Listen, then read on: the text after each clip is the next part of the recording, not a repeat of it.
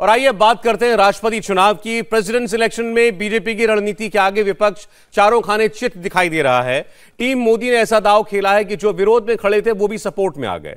कुछ दिनों पहले तक बीजेपी के खिलाफ मोर्चा खोलकर खड़े ओम प्रकाश राजभर आज डिप्टी सीएम ब्रजेश पाठक का हाथ पकड़कर वोट डालने पहुंचे और विक्ट्री साइन भी दिखाया। बीजेपी के विरोध में खड़े ठाकरे परिवार ने भी राष्ट्रपति चुनाव में एनडीए के कैंडिडेट के साथ ही खड़ा होना उचित समझा है।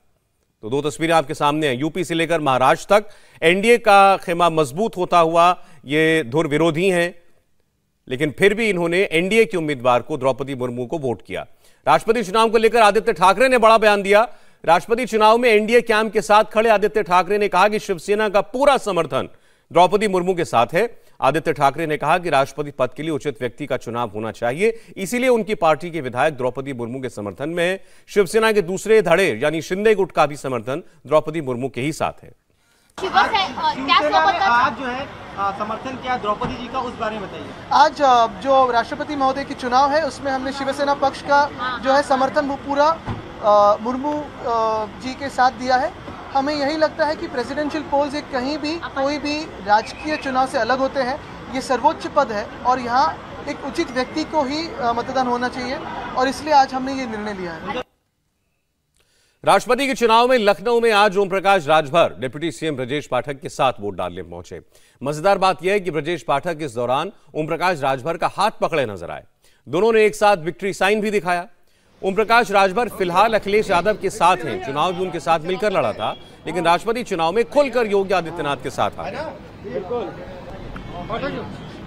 राष्ट्रपति पद की प्रत्याशी बहन द्रौपदी मुर्मू जी ऐतिहासिक मतों से जीत रही हैं। सभी माननीय जनप्रतिनिधियों ने तय कर लिया है कि एक आदिवासी बहन को देश की सर्वोच्च कुर्सी पर बैठते सभी लोग देखना चाहते हैं। बहुत बहुत आभार सभी उन मतदाताओं का जिन्होंने अपने अंतरात्मा की आवाज पर बहन द्रौपदी मुर्मू जी को वोट प्रदान किया है या देने जा रहे हैं। और भी दलों का समर्थन, सभी का समर्थन है।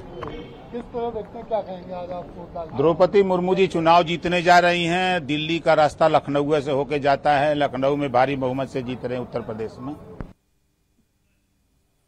और राष्ट्रपति चुनाव को लेकर तेजस्वी यादव ने भी बड़ा बयान दिया। तेजस्वी यादव ने यशवंत सिन्हा को बेहतर उम्मीदवार बताया।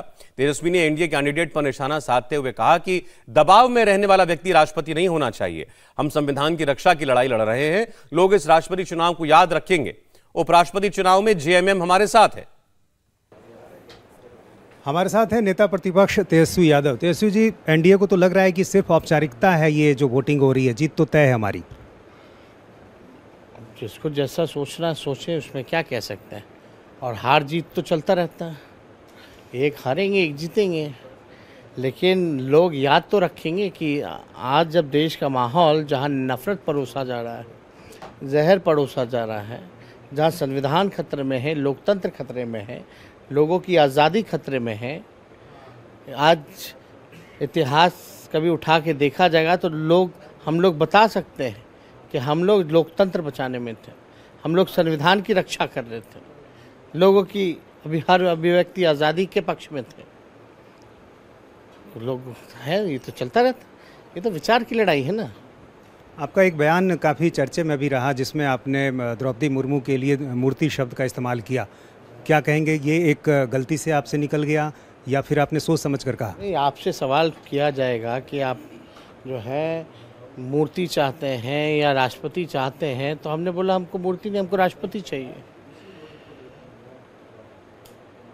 तो अगर हम आप ही से सवाल पूछे कि भाई अभी चुनाव किसका चल रहा है, मूर्तियों का चल रहा है या राष्ट्रपति का चल रहा है, तो आप बोलिएगा मूर्तियों का नहीं चल रहा, राष्ट्रपति का चल रहा है। यानी आप अभी भी अपनी बात पे कायम है ना कि द्रौपदी मुर्मू एक मूर्ति की तरह होंगी?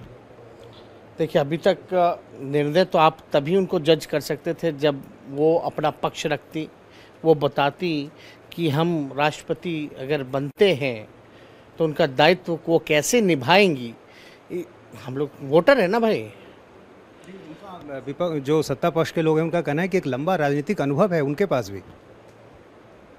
अनुभव तो एनडीए की सरकार बनी तो गवर्नर बन गई, पहले शायद रही होंगी स्टेट में मंत्री वगैरह, लेकिन हम इतना कहना चाहते हैं अनुभव के मामले में तो केंद्र मंत्री भी यशवंत सिन्हा रहे, विपक्ष के नेता जिस पद पे हम हैं वो भी रहे हैं, ब्यूरोक्रेट भी रहे हैं, तो अनुभव की बात ना ही करें तो ज़्यादा बेहतर है।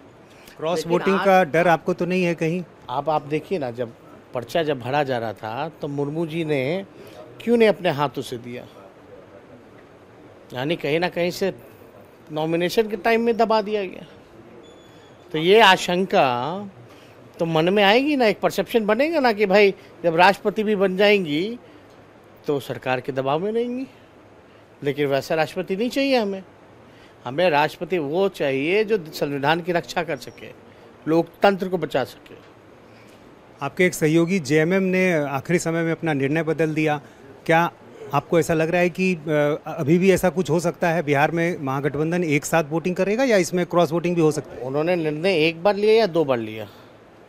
हमको तो लगता है एक ही बार लिया। निर्णय लेने में देरी हो गई होगी, ये उनका है। लोकतंत्र में यही तो खूबसूरती है। लेकिन हमें पूरा भरोसा है कि जो उपराष्ट्रपति का चुनाव है उसमें जेएमएम जो है हम लोगों का साथ देगी। इंडिया टीवी हर वक्त हर जगह डाउनलोड करने के लिए सर्च करें India TV news Google play store या ऐप स्टोर पर।